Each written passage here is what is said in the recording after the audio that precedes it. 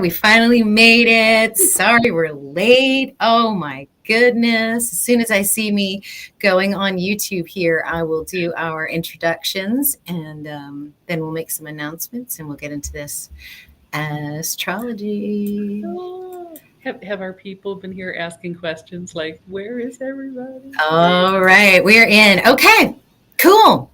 Guys, Mercury retrograde.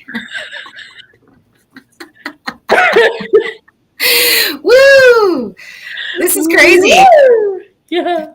I am so happy. We have folks in the chat here. We've got Dr. Walker with us. We've got Miss Brenda. We've got It's Bliss Wellness and Yoga. And then, of course, we've got the main stars of the show, myself, Julie Sherwood, and Maria Schumacher. And so we are ready to give you guys the business, okay? There is some pretty interesting astrology getting ready to happen, right? Actually, Maria was the one who reached out to all of us and she said, you guys, we have to talk about this, okay? Like there's just stuff coming. There's 2 T-squares. There's squares all over my natal chart with what's going on here. Oh, yeah. The recent new moon in Cancer, a lot of psychic energy coming to the forefront. The full moon, I'm scared to look at it. I've looked at it a little bit. And so that's coming up on the 19th. Then we've got Pluto back into Sagittarius. We've got an eclipse point coming, so we'll explain all of that. Hopefully, you guys have been following me, know what that is. So, but we're gonna lay it all out. But the main star of the show is going to be Mars and Jupiter conjunct in the constellation of Taurus, and this perfects next week on the 14th of August. So that's what we're going to talk about. We're going to get you guys ready for that. The energy's nice right now. It's a little wonky right now, but get ready. This weekend's going to pick up. It's going to get more and more intense. Okay. So those of you who don't know me, I'm Dr. Danny, physician astrologer. Hello, my beautiful souls. I'm playing with some new technology tonight. So I wanted to just show you my little trick here. There we go. Hello, beautiful souls. So we're going to talk about all that tonight. I have Julie Sherwood and Maria Schumacher. I'm going to let them introduce themselves real quick. Miss Julie, take it away. Tell them who you are. All right. Well, some of you may know Maria and me from Holistic Health Happy Hour that we do on the new moon and the full moon. I'm also a constellational astrologer. Yes, Mars and Jupiter are not in Gemini, people. It is actually in Taurus. Use your phones. Look at the sky. Use your eyes. Look at the sky. Look up, exactly. I do, as my dear friend Danny, Dr. Danny has put on the screen, root cause therapy method, going to the root of what ails you and yank it out. But I can also look at your chart and give you an idea of what kind of energies might support you in that process. So you see my details on the bottom, and I will turn it over to my other co-hostess in the stars here. Hi, my name is Maria Schumacher, and I have a technology problem. No, it's Mercury. It's Mercury. Blame the asshole. No, we can't even blame Mercury, you guys. This is just how I roll. So I am Maria Schumacher. I am also Vian of Venus13.com. That is my website where I sort of put out all of my little esoteric offerings. I am a 13-sign constellational astrologer. I am a Wiccan priestess. I have studied the occult for the better part of my life, and I will continue to study it for the rest of it because it just keeps unfolding and is the coolest thing ever. I am an interior designer by day.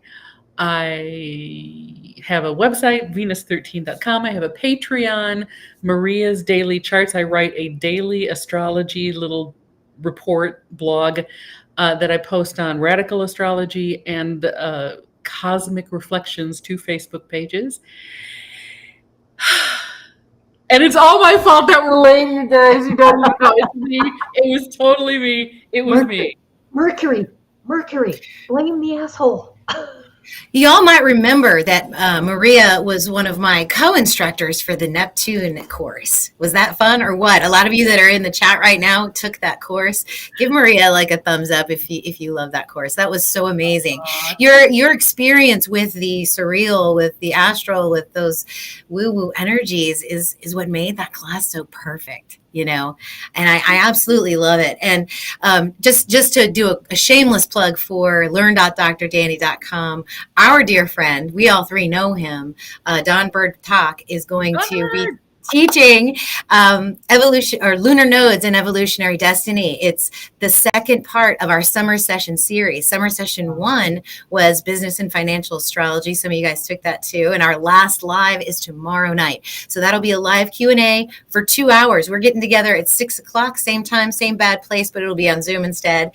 You all should have gotten an email, number 1, so that you can get into the Zoom call. And then number 2, you all get an exclusive discount for the lunar node class, so 15% off. And so check your emails for that. Some of you are already enrolled, and that's wonderful. I think we have 8 or 9 already. So Don's really excited. He has been sending me content, videos of the class. Oh, I mean, it's exceeding my expectations. The way that he teaches is incredibly wonderful and engaging. And I think you all are really going to get a whole lot out of it. Instead of looking at the chart and look at the lunar nodes and go, what's this person's path? Like, you're literally going to be able to go just see it and have a sentence in your mind, and then you'll be able to expound on it with Don's teachings in your mind. He also has a resource document that he put together for you. So it's a quick, you can just, if you are doing charts right now and you want to look, I will upload those actually probably tonight or tomorrow morning. And then also your first video module will be available tomorrow. So you'll get basically the overview of the course from Don. It's about a 25-minute video giving you the background on the lunar nodes, how to calculate the lunar nodes, all this really good stuff. And then probably by early next week, we'll get you guys into the South Node deep through the houses and deep through the constellations. And it'll be an interactive class, because at the end of that, on September 4th, we're going to get together, me and Don, and I'm going to facilitate a Q&A for you guys with Don for any of the information that he's gone through. So it's going to be a really nice interactive experience. I'm so excited the way this is growing and coming together. I think I'm recruiting Julie. She hasn't said yes yet, but I'm trying to get her for a Chiron, but we'll see. So if you guys want to see Julie do Chiron, let her know in the chat so that she can be excited about that with us. So that's all I wanted to say. Thank you guys for letting me do that. And I'm going to show the link to that real quick so you guys can go there. Okay. Let's try the Mercury shadow before I commit to anything. Okay. That's fine. We're looking at September for you. Yeah. And then I'm going to ask another one of our colleagues to talk about Uranus. Not mine. Sorry, couldn't resist. Y'all got to understand planet humor here. That's right. All right. So what do you say we get into it? Sure. Do you want me to share my screen? Should I do that?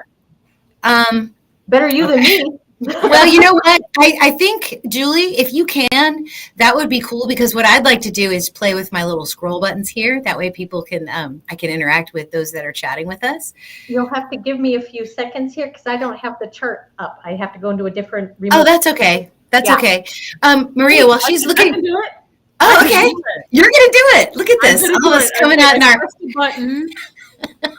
Does something, and there's the okay. Make sure you highlight the thing that you want to share. It'll say entire screen, but then you have to click on it one more time, and then you hit share screen. Yes, you're doing it. Am I doing it? Let me do it. Show on screen. Hold on. Why can't I show it? Is it working? Wait a minute. I think I did. I thought I did it. Try it again. Okay. We're gonna get this together, guys. You're doing great. Well, in the meantime, while you're pulling that up, I'm going to read the one sentence that I wrote down here about just a summary of Mars conjunct Jupiter in Taurus, the courageous fighter to defend personal values around greater truths and belief systems. So I call that the theme as they're clicking buttons.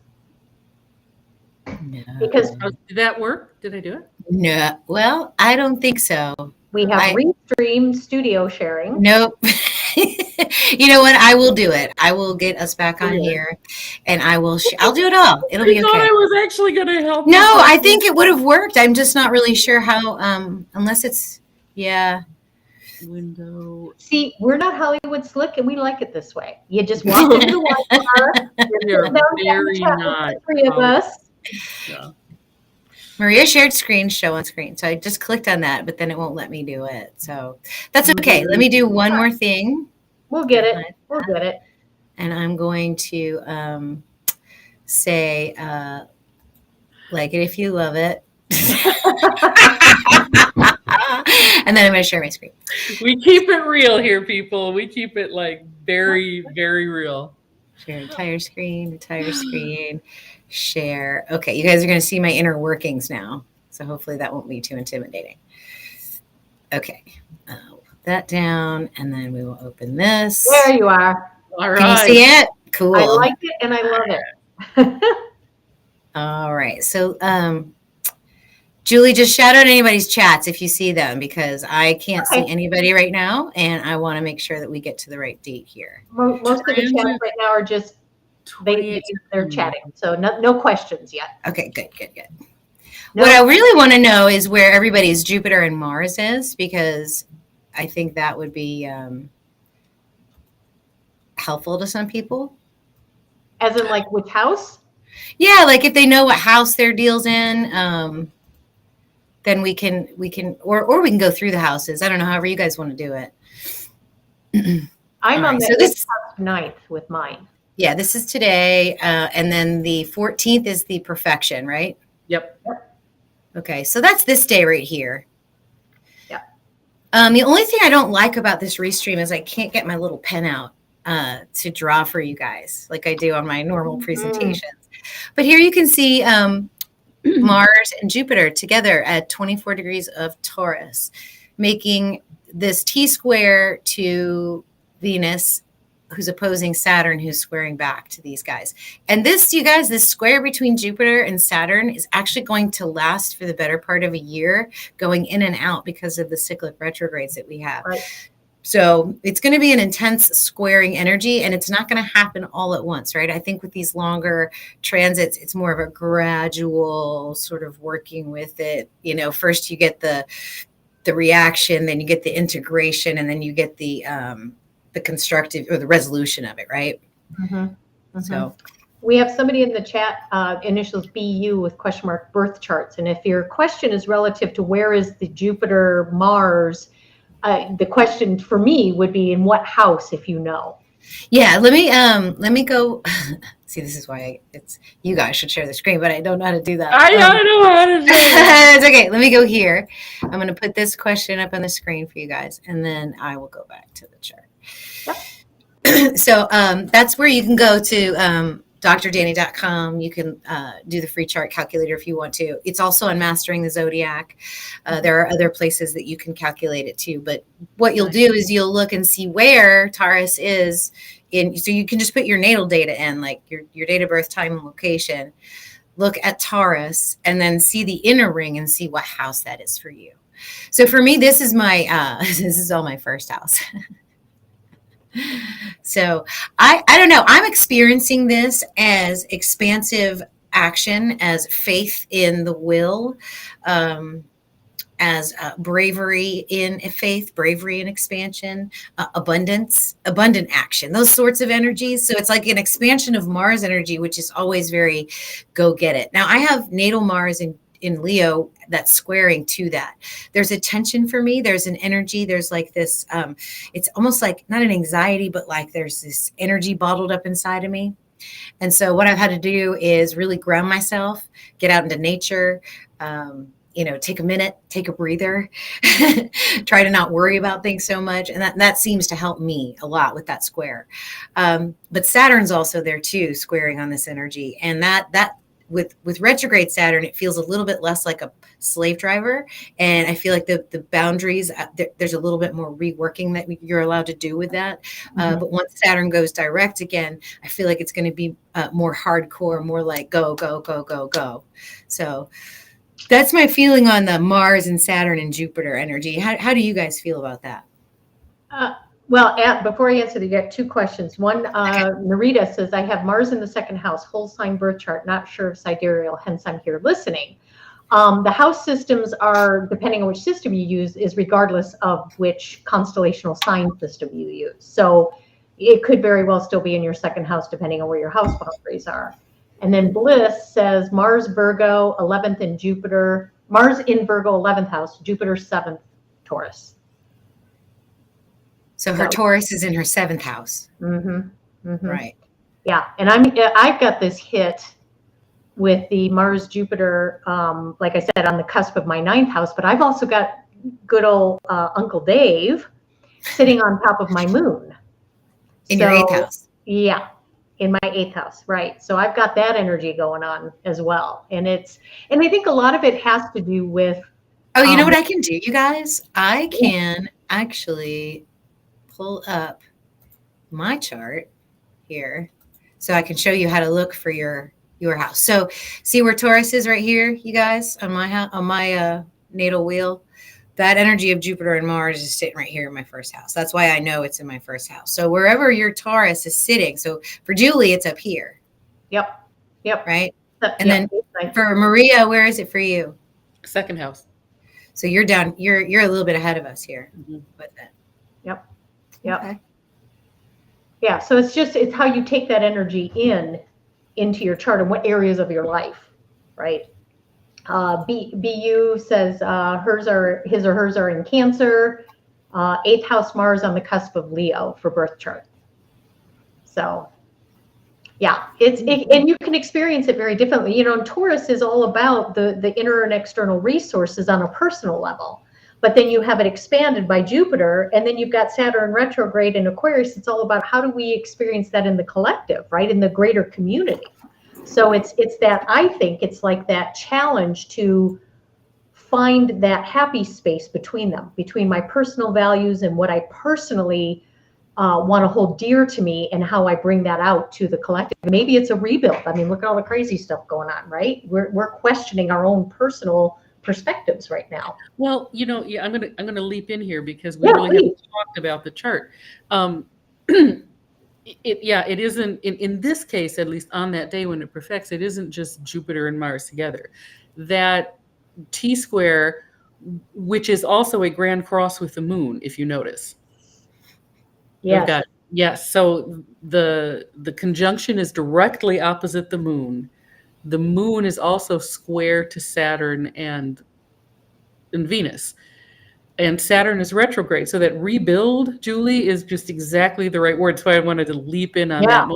There's a, you know, wanting us to consider how to restructure as we move forward in our integrity with faith in our inner guidance. And I think that's the opposition of because look where the moon is, right on the cusp of Ophiuchus, 0 degrees Ophiuchus.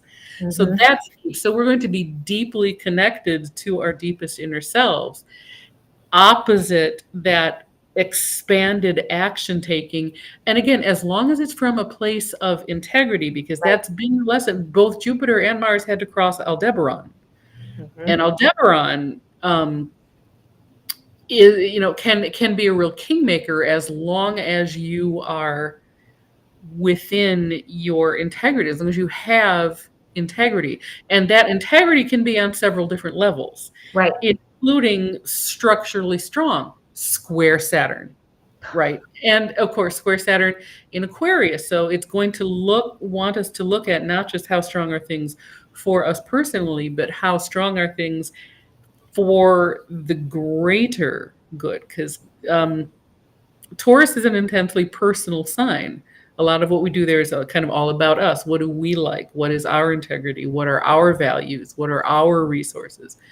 Now there's that square to Saturn in Aquarius retrograde that asks us to relook at, all right, how is that feeding into what we're building in the collective?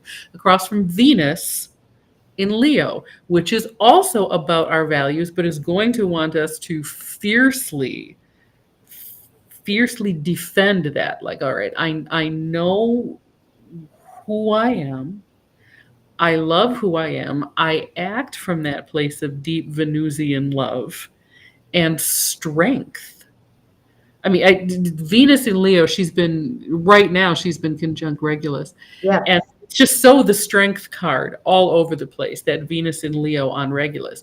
So she doesn't need to be like, I am strong, I'm in your face, I'm ripping things apart because I'm so strong. She's more like, bingo. Did you just pull that? Did you just pull that like randomly? Not really. Oh. I was like, whoa. And who rules Taurus? Who rules Taurus, Danny? Venus. Yeah. And She also rules Virgo. She also rules Virgo, by the way. Yeah, I agree. That's our next podcast. We're gonna but yeah, so don't leave out that lunar opposition that makes it a grand cross, because that's kind of huge for this particular transit. Well, and interestingly too, Uranus is hanging out in Taurus, and Uranus rules, by modern rulers, rules Aquarius, which is where the Saturn retrograde is. So there's a lot of these cross conversations going on with the planets, right? And I think this is the juiciness of it. Just like Venus ruling Taurus is hanging out in a square, saying, hey, can you express what you value? How do you express all this in relationships, right? It's also maybe forging new relationships to take forward into the world, right? You may let some of your relationships may go a different direction, or they just may have run their course of the soul contract, if you will, and others will come in, and you may need to accept that that's a natural process. Yeah, I mean, if this is in your 7th house, if you got this conjunction in your 7th house, then yes, relationships, partnerships, business partnerships, I think even, partnerships that come together for a purpose, not just in intimacy. Right. There could be a strengthening through attention, through a trial of some sort, perhaps. Yes. Yeah, and new ones called in as well. Yes, exactly.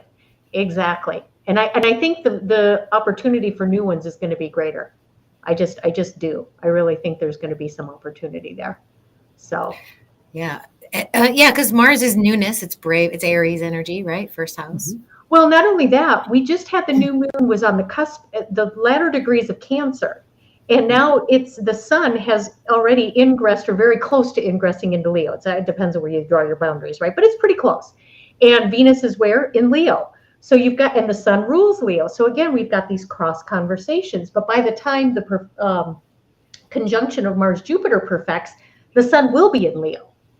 So again, you're pulling that energy into Leo, where the sun rules, and Venus, I think, will be even more highlighted in that regard. If the sun will add some color to it. So, and she tends to have a softening aspect too on any of the harsh Saturn energies that you're dealing with. So it could be a good lesson. We have a question in here, you guys, but I do want to this right here. But I do want to just touch on one more thing with that. Mars Jupiter, and you brought it up when you said, hey, we should talk about this. We might go off on a tangent on this one, but it's that the rise of the divine feminine, the wounded sacred feminine, the wounded sacred masculine. What does that mean for us as a collective? So I'd love to hear your thoughts on that. My thoughts? Yeah. Okay. So that's why you're here, silly. No, Maria, we don't care what you think. We're just here for your lovely face. No. So, okay. Where to begin? And like this is like Maria World, right? Opinion. This is not written down in any book, right? It's how I feel about it. But how I feel about it is that the overarching energy right now, the defining energy of this moment, is Uranus and algal. It's all about the Uranus-algal conjunction. Number one, that's a long-running conjunction. Number two, that's a simpatico energy, right? They're simpatico in that they have kind of the same vibe. And that vibe has to do with shaking stuff up, dredging stuff up. So here's Uranus coming by algal. Hey, girl, right? He he sees her. This is what will happen. Uranus energy will make you see something differently. So everybody else has been seeing the monster for all this time. Uranus comes by and he's like, hey, right? I could hit that. So he sees her differently.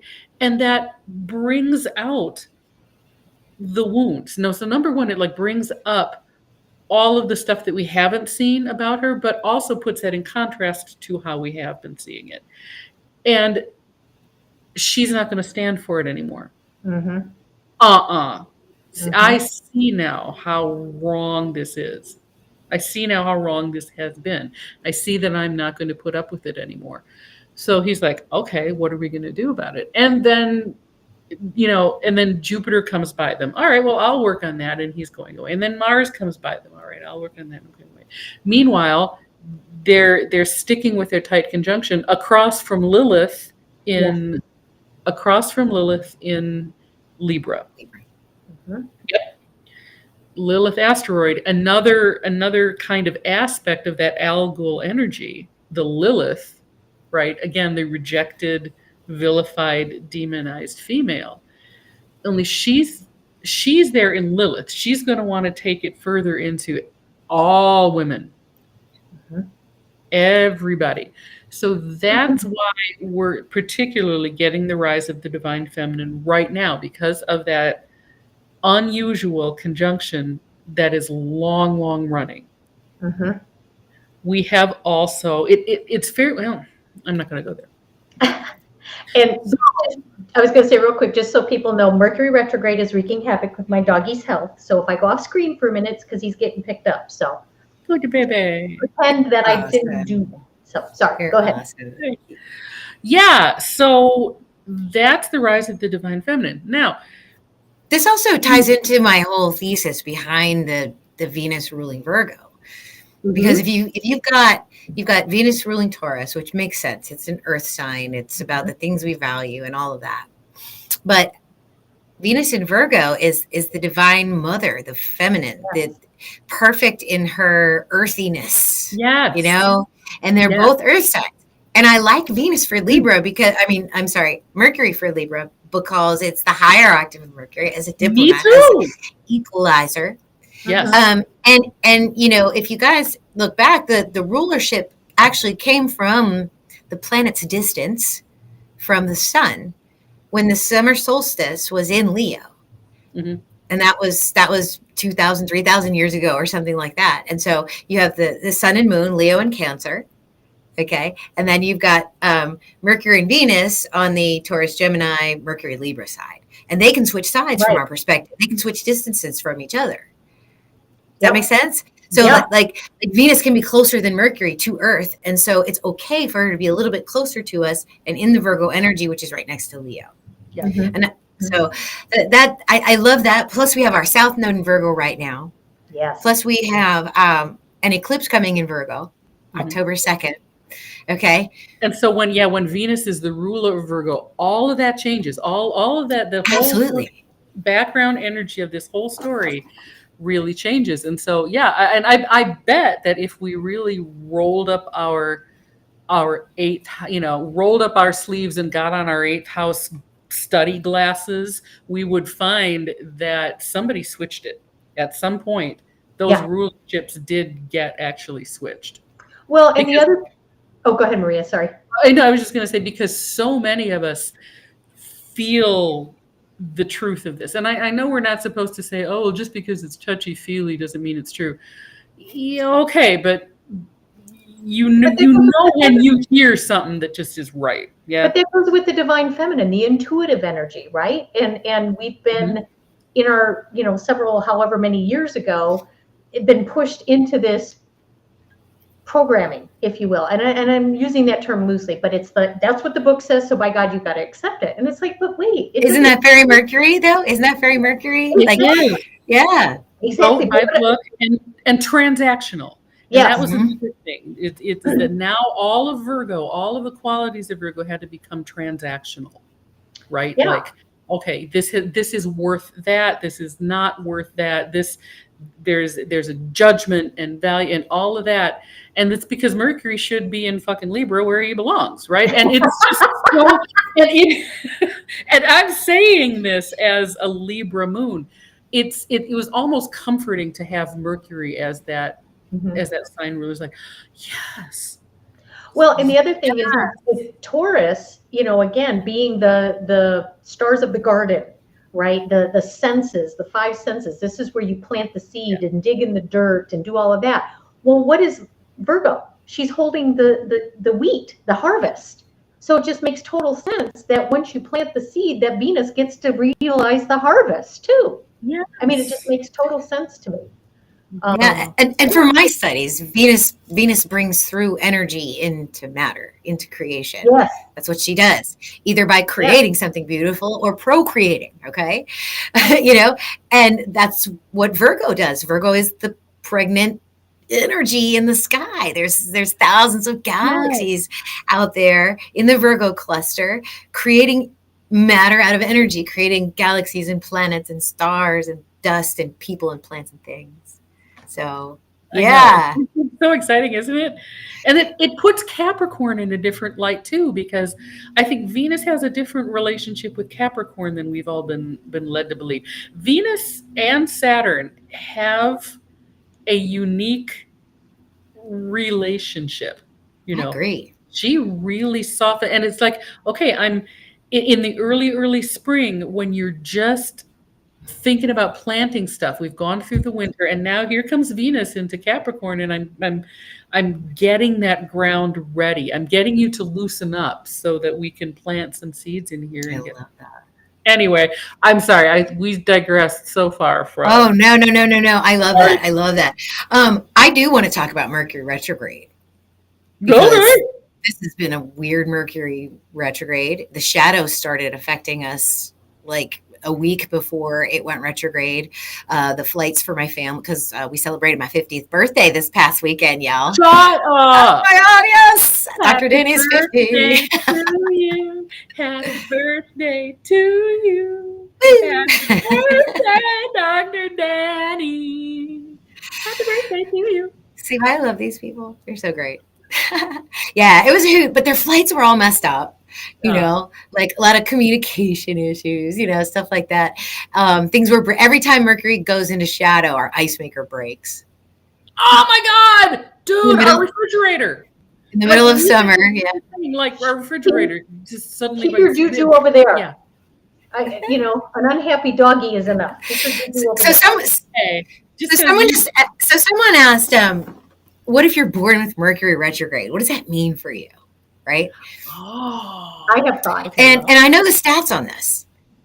18% of people have Mercury retrograde in their chart. So, and it usually happens in the same constellation pretty much, right? Like it's always it hits 3 times a Leo, year. Scorpio, Fucus, Sag. Yeah. It's usually the same time of year, right around there. And they're a little different than most people, the way they communicate and the way that they perceive information, So they might actually find Mercury retrograde periods to be a little bit easier than the rest of us. Yeah. And again, Mercury being a communicator, the way you take in information, like Danny was saying, is you may be somebody who has dyslexia issues. You may be somebody who processes information in a much different way than others around you who have Mercury direct. And then are seizures connected to Mercury retrograde? They could be, because Mercury rules health. But if it was in Aquarius, which is nervous system type energy, then perhaps. Or Uranus is in a difficult aspect. That could happen too. Yep. So I know I have a friend who's got Mercury retrograde, and she just loves the retrograde season.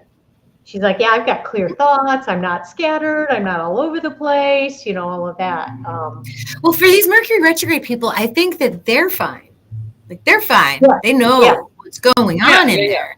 It's just sometimes they're so smart too that they don't they just don't understand why people don't understand them.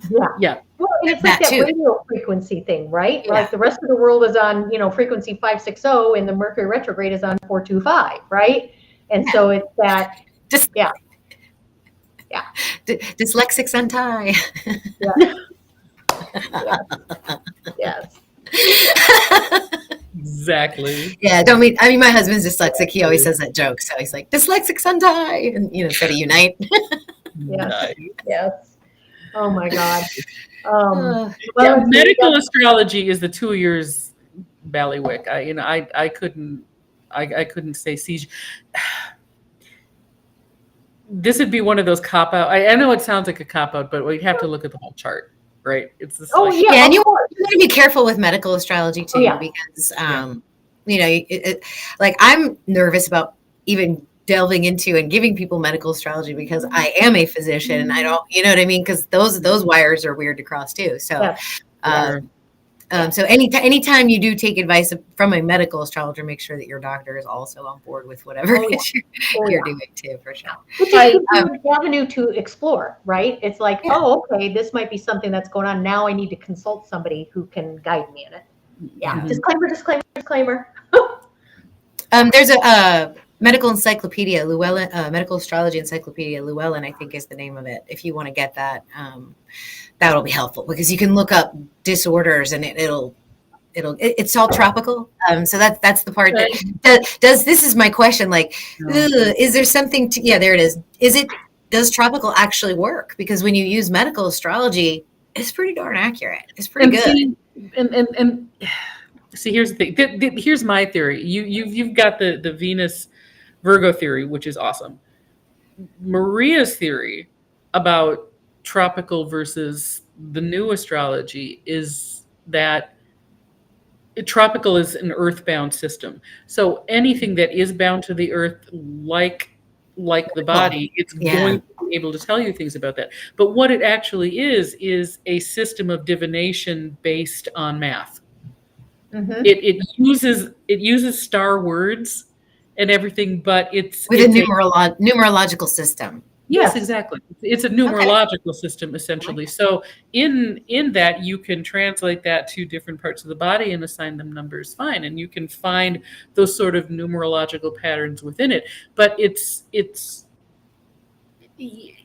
essentially a system of divination that is abstract from the stars but married to the earth. So it's in some ways it's almost better for that kind of thing. So we might find that as time goes on that we use tropical astrology for medical purposes because the connected to the stars might have just a little bit more overarching thing, like it's more about life path. There is a sacred geometry within it that really sort of taps into the body energy stuff. It's like I think it's super useful, and we're not knocking tropical astrology at all.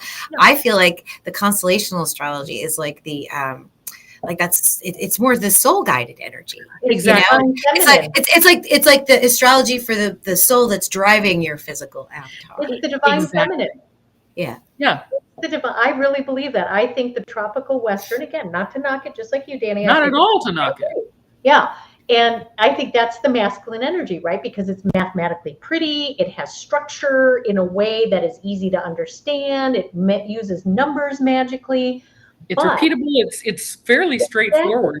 Exactly. But I think the constellational was pushed aside so many years ago because that's when a lot of the divine feminine energy was shoved aside.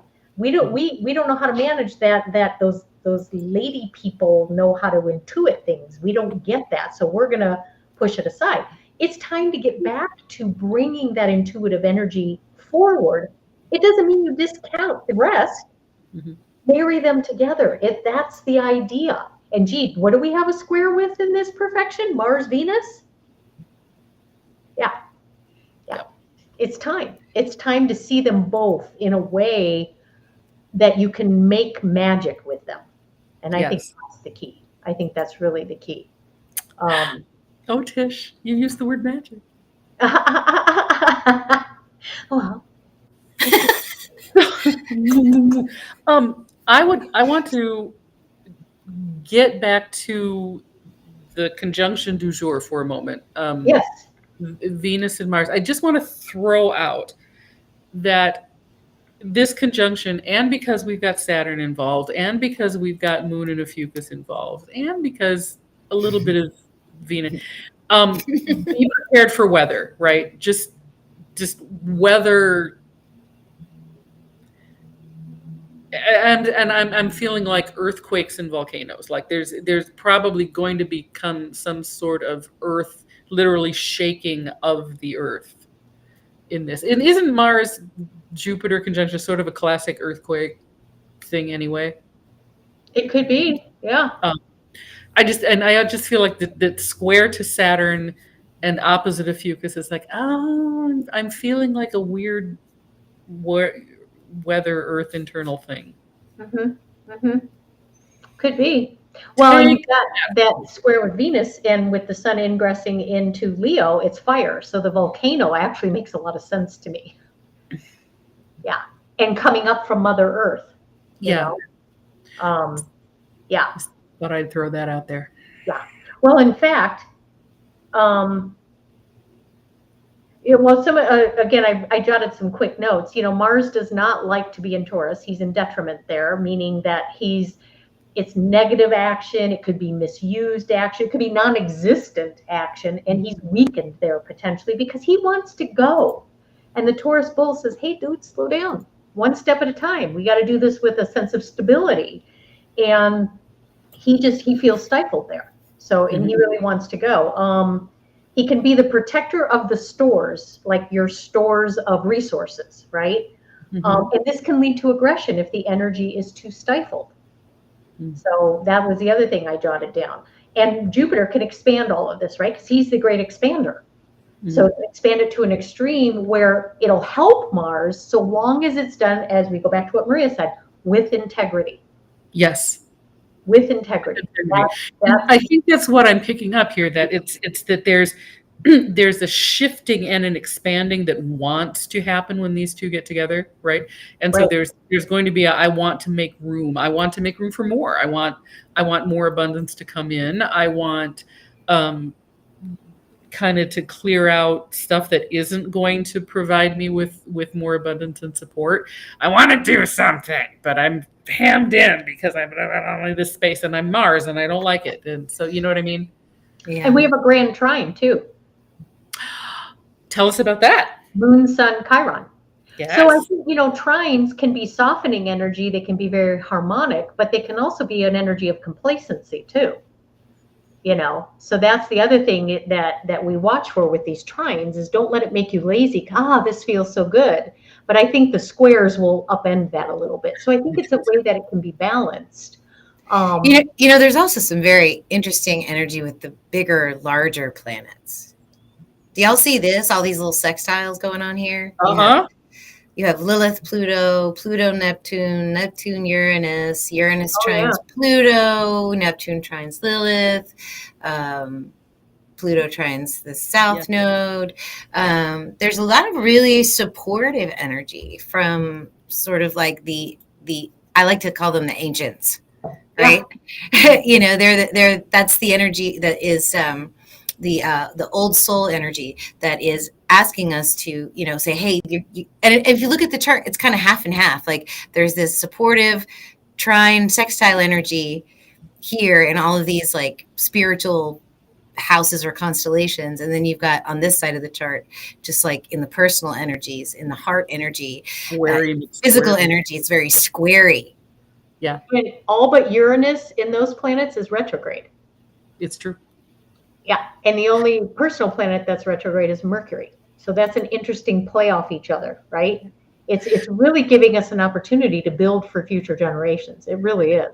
And keep in mind, too, that I think we touched about this a little bit in the Neptune thing that we did, but Neptune and Pluto have a long-running sextile of their own. Those two are making a sextile trine relationship to who? Lilith. Oh, and Lilith, too. Neptune is trine. Yep. Lilith and Uranus. And so we've got that whole Lilith, Algol, Uranus, Neptune, Pluto thing, long-running mutual aspect thing. And again, that's why I say that the defining energy of the moment is that Algol Uranus trine, because it's supported by a sextile from Neptune and Pluto, who are both retrograde. So Right. it's really interesting. There's some major deep wacko transformation coming on here that's so good. Somebody, I'm going to take a digression for half a second. Somebody in the chat is talking about how do you tell if something's retrograde. So look where Mercury is in Leo. So if Danny, you can kind of flap your right here. pointer there. See that little red RX? That's how you know. That's retrograde. So that's how you can tell if a planet's in retrograde. Anywhere you see that little red RX in the Prometheus system, it's red, but in other systems, it's just RX black. Mm-hmm. So that's how you can tell. So hopefully that answered your question. Yes. So, yep. So I just feel like this is like just tremendous support. Like there's an asking here for us to have faith, for us to trust. You know, I personally believe when I read astrology, I read very positively. Like I apologize at the beginning of my readings and I say, I am giving you your best self here, your highest potential when I read for you. And that's what I see too here. And so we have to have faith that these planets want us to enlighten, that they want us to learn their lessons, you know, with grace and with dignity. But the earthly realm provides us challenges. It provides us karma. So building blocks. Yeah. Building blocks. Yeah. I mean, and you know, the work that I do in solution focused wellness coaching, we look for the solutions. How can we use the potential of the energy to move toward a solution? And it could be challenging. That's the squares bring that knock on your door that you can't ignore. The question is, how do you answer the door? Mm-hmm. You know? Well, so good. This grand trine that you noticed, supported by the sextiles in the ancients, right? Got support for doing the work creatively. But that trine of Moon, Chiron, Eris, don't forget about her. Oh yeah, I don't aspect her. Sorry. Yeah. She's right here. She sits right here, right? Yeah, she's in there. I'm looking at my screen, which has everybody on. I got everybody on. And trine back to Sun,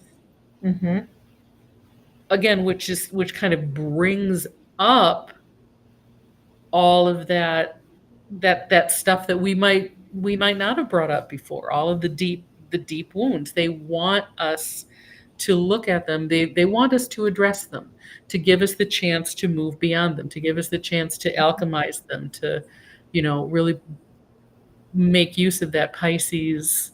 All right, we're gonna bring it compassion. We're gonna bring it up. We're gonna look at it. We're gonna alchemize it. We're going to use the Neptune Pluto energy of deep and profound transformation to finally, because my nodes are in Virgo and Pisces, move beyond all of this into something completely new, Uranus and Algol.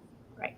And, you know, Chiron and Pisces is, you know, not only the whole thing about, you know, compassionate understanding for all those who suffer, it's also in retrograde reminds us that we don't carry everybody else's suffering and pain, but we have compassion for it. Because if you carry everybody else's, then you're going to have one big ass bag of boulders to carry around. and no, I mean, seriously, you know, and right now it's really hard to create that sensation of I can have empathy, I can have compassion, but it's not mine to carry. Doesn't mean you ignore it, but it's not mine to carry. What can I do to carry my own so that I'm in the best shape possible to bring the best me to the table, right? So yeah, I know that's my story, but that's where I operate from. So yeah. I'd just like to make one more point about Uranus and Lilith that I've been picking up on. I feel like this Lilith energy, it's instinctually honed into harmony, being in Libra, right? Looking for justice, looking for equity and equality, and that's what she's going for. That's what it is, being driven for her, almost in an obsessive kind of way. And then Uranus is just sort of like that erratic, electric, nervous system type of change. And one of the things that you can do when you have an opposition like this is to literally, and you have control over it. You can do it however you want. You can do it big, you can do it small, is to break pattern. Love that. Right? So even if it's small, like just drive a different way to work. Yep. You know, just trick the programming, tell them what you're doing so that you are, you know, relaying or laying down new neural pathways for yourself. Yeah. And if you do something new a little bit every day, then you are conscientiously working with that energy rather than having to unconsciously react to it when it happens to you out of nowhere. Well, and Uranus invites that, right? And we need to have a little less reaction around things these days, don't we? Don't you think? Yeah, absolutely. More planful. Yeah. Lilith invites that too. I mean, she wants us to do something different. She doesn't want you to be stuck in a rut and a routine. Mm-hmm. And definitely feel for yourself. You know, be aware of how everybody is being affected by what's happening. You know, we want just not for ourselves, but for all womankind.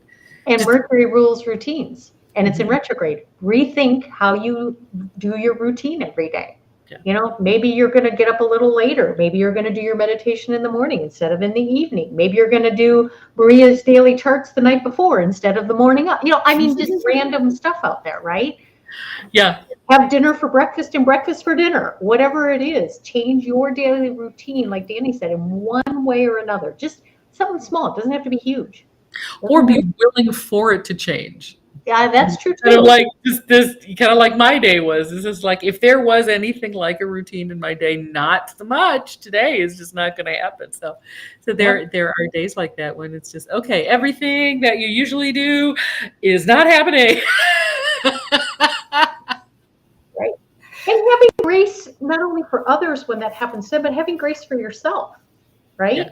You know, it's so it went left instead of right. Is it really that life earth shattering? No. Life, it's okay, you know. And Mercury in retrograde kind of reminds us of that very frequently. Very frequently. So, you know, it's almost once you get comfortable with Mercury retrogrades, you kind of look forward to them because it really does give you a break from that relentless routine that many of us are shuffled into or fall into too easily. It's just like, nope. You need to break it up. You need to do something different. You need to do something new. And that, you're right, Danny, that's a great, I hate to use the word remedy, but it's a great way to respond to those energies. And it helps you with, it doesn't have to be related to the things that may or may not change for you either. Right. You know, if you have tea instead of coffee, then you're just a little bit more mindful about the choices you're making, which helps you when you're navigating the intense energies of Mercury retrograde. Because Mercury's in our face right now. Mercury is going to be the closest to us on the 19th too, which is also that full moon coming up. That full moon in Aquarius, right? Yes. Because we're skipping Capricorn in the constellational energy. Yeah, we're skipping Capricorn. But maybe that's a discussion for another time. Oh no, I know. We're just sort of. I'm doing the smooth wrap up. That's part of my. Oh, I like it. All right. I would like to actually just kind of shout both of you out, really, honestly, Julie, because while I told you I didn't have a lot of time to process our little session from the other day, I will say that it was a intense experience. It was a very helpful experience. I enjoyed it. She used all kinds of stuff like muscle techniques and talking to your spirit, and you go back in the past and you figure stuff out. And man, things are just so surprising what comes up. And because you might have these little patterns that you just don't recognize are going on with you, and it might drive you crazy on how to fix it. And this lady right here, over here, she knows how to do it. So I want to shout you out for that, and I really appreciate that. We actually did a little service exchange, and so that's what you do when you build community, and that's where we are. So I don't have the Radical Astrology's link here handy, but Maria writes a daily every day over there, every single day. That's not easy to do unless you love writing. Unless you've got about an hour a day to do that, maybe sometimes more. I don't know how you do it, to be honest with you, but it's literally little nuggets of wisdom. It's not necessarily like that you have to even understand astrology. You can read the first few sentences and go, okay, I'll figure that out later. But then after that, she pulls it together and she brings you this like just amazing nugget of wisdom. And sometimes it'll just be in my feed because I forgot that every day she does it. And I'm like, oh, there it is. Yay. And it brightens my day. And then I'll read it and I'll just be like, oh, damn it. She did it again. Oh. So, I want to chime in and support that too, because what I love about the way Maria writes her dailies is that it tells a story. And yes, there's some astrological techno speak in there, but that's okay. If you don't get that, or it's a little bit not solidified in you yet because you're fairly new, that's okay. Read the story. Just read the story and you'll understand the story of the sky. And you don't have to be an astrologer to understand that. That's the beauty in how you write. You hit both ends. You hit the astrologer techno person and you hit the story of the person who just doesn't have all the jargon yet. So, and you know what? We're just normal people. We're just trying to figure all this out. We are. We have normal families and lives and friends and work and everything. And we just really enjoy this work so much. We just love bringing it to you, and I enjoy working with both of you so much in every and any way that we can. And so I hope we do this more often. I hope this was a good experience coming on my channel and trying the whole live thing, even though Mercury's an asshole. Yes, he is. Yes, he is. Yes. Yeah, it's true. Yeah. And so I would definitely check out both these ladies' websites and see if there's something in there that they can help you out with or exchange with. They're totally fine to do that too. Like if you have something cool you want to show them, they would love to learn from you as well. I am about building community, and I do get on my soapbox about that. And I think it's important to build this kind of a community where, hey, you're really good at this and I'm really good at that. Let's do a trade. And I'm totally all over that. Now, granted, I understand you got to put food on your table. I get that. But if it's within the ability to do that, hey, I got an egg lady around the corner and then I'm going to, do a trade with her for that. This is the system. I think Uranus in Taurus is asking us to do that. Yeah. How do you make a bigger community based on the internal values and your personal values? It's a different money system, if you will, different bartering. Well, it's actually going back. I agree. All of that is going to get slowly changed as Uranus makes its way through Taurus. So yeah, and I think that's sort of the blessing of it being carried by Uranus instead of others, because it's going to happen in digestible bites. Yep. I mean, there's anyway. They aren't normal. We're amazing women. Well, everybody, we just thank the community. It's amazing. I just can't believe I know these two ladies on the screen. And we're gonna meet. We're gonna meet in a few months, aren't we? Like live for real together. I can't wait to hug you guys. It's gonna be so fun. It's gonna be so fun. All right. Well, we will sign off. Remember, ladies, just hang out and smile for about 30 seconds, and then I'll hit the end stream button, because if I do it too soon, it'll cut us off, and then everybody will be like, where'd they go? So, guys, don't forget, if you're in the Business and Financial Astrology course, our last live Q&A is tomorrow night at 6 p.m. You should have gotten an email. I will put a reminder on the Fellowship of 13 Signs so you all remember where to go and when. Please email me if you have any trouble accessing it. If you can't get in, that's okay. We're going to record it and I'll put the modules up the next day. And then that's right. It'll be, I'm trying to make it as easy as possible, and I do appreciate all your feedback. So, all right, ladies, I love you so much. Thank you for joining us. Thank you for everybody who was in the chat and contributed today. Yes. All right. And we will end